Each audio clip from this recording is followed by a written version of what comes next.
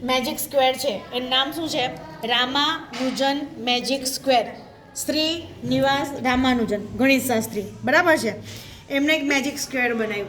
એમાં તમે આડી કે ઊભી લાઈનનો સરવાળો કરો તો કેટલો થાય છે ખબર છે? 139. કેટલો થાય? 139. પણ આ કોઈ જાદુ છે નહીં, આ વાસ્તવમાં શું છે? એક ગણિત, બરાબર છે.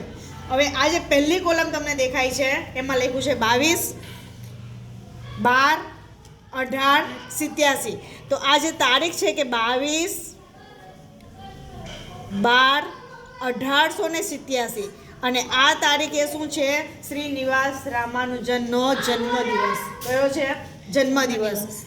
22 ડિસેમ્બર, 12મો મહિનો એટલે ડિસેમ્બર, અને સાલ કઈ છે એમની? 1887.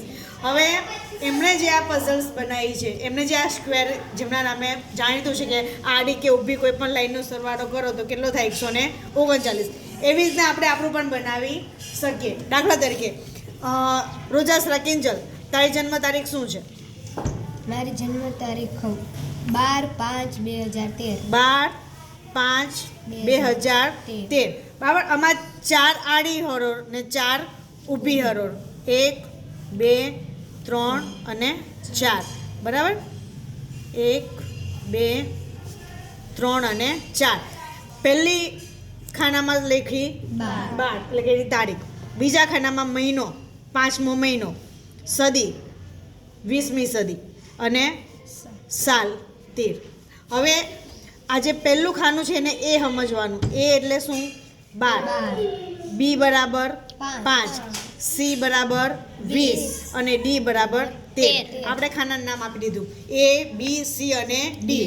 હવે 12ની નીચે, બરાબર છે, શું લખાશે? તો કે ડી વત્તા 1. શું લખાશે? ડી વત્તા 1. તો ડી એટલે કેટલા છે? 13. એટલે 13માં 1 ઉમેરીએ તો કેટલા થાય? 14. એટલે આ ખાનામાં આપણે કેટલા લખ્યા? 14. એવી રીતના જે 5ની નીચે કયું ખાનું લખાશે? સી ઓછા 1 એટલે સી. તો સી કેટલા છે? 20. તો 20માંથી 1 બાદ કરીએ તો કેટલા મળે? 19. તો અહીંયા આપણે લખીશું 19.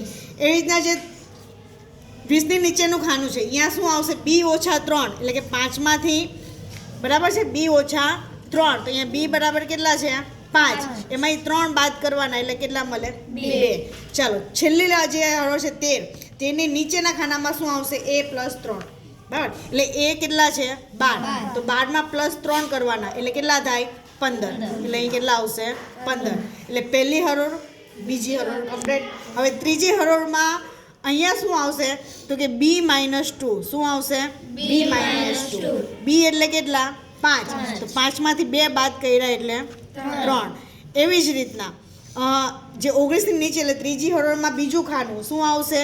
a + 2. શું આવશે? a + 2. એ એટલે કેટલા? 12. 12માં 2 ઉમેર્યા એટલે 14. એ રીતના ત્રીજું ખાનું, બરાબર છે. અહીંયા શું આવશે? d + 2. ડી એટલે કેટલા? 13. 13માં 2 ઉમેરીએ તો 15. એ રીતના આ જે ખાનું છે એમાં આવશે c - 2 એટલે કે 20. 20માંથી 2 બાદ કરીએ તો 18. તો આ રીતના ત્રીજી આપણે હરોળ કમ્પ્લીટ કરી. ચોથી હરોળમાં, બરાબર, પહેલામાં આવશે c + 1. તો 20માં 1 ઉમેરીએ તો 21. અહીંયા આવશે d - 1. ડી એટલે કે 13. 13માં 1 બાદ કરીએ તો 12. પછી આવશે a + 1 એટલે 12માં 1 ઉમેરીએ તો 13. અને પછી આવશે b - 1 એટલે કે 5માં 1 બાદ કરીએ તો 4.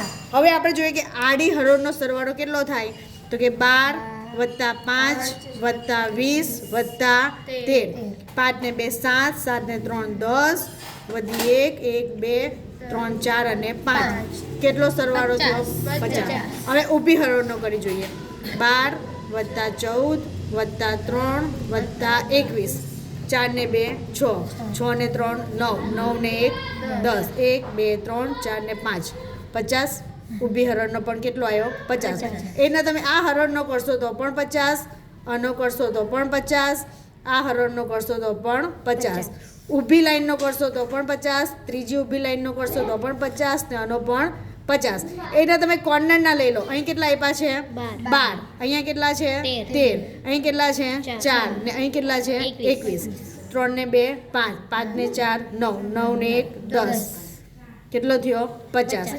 એના તમે વિકર્ણ ન કરશો. વિકર્ણ એટલે કે 83.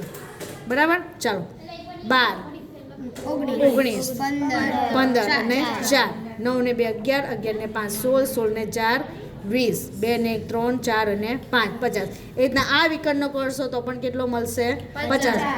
અંદરના 4 ખાના કરશો તો પણ 50. 19 2 14 અને 15 9 ને 2 11 11 ને 4 15 15 ને 5 20 2 2 ને 1 3 4 અને 5. બરાબર. આવી રીતના રામાનુજન મેજિક સ્ક્વેર શ્રીનિવાસ રામાનુજને આ રીતના પોતાનું એક સ્ક્વેર બનાવ્યું હતું. એમની જે જન્મ તારીખ લીધી તો એમનો સરવાળો કેટલો થયો 139. બરાબર. કિંજલની આપણે જન્મ તારીખ લઈને બનાવ્યો તો સરવાળો કેટલો થાય છે 50. એના તમે કોઈ પણ તમારી પોતાની જન્મ તારીખનું આખું એક ચોરસ તમે આ રીતના તૈયાર કરી શકો. સમજાયું?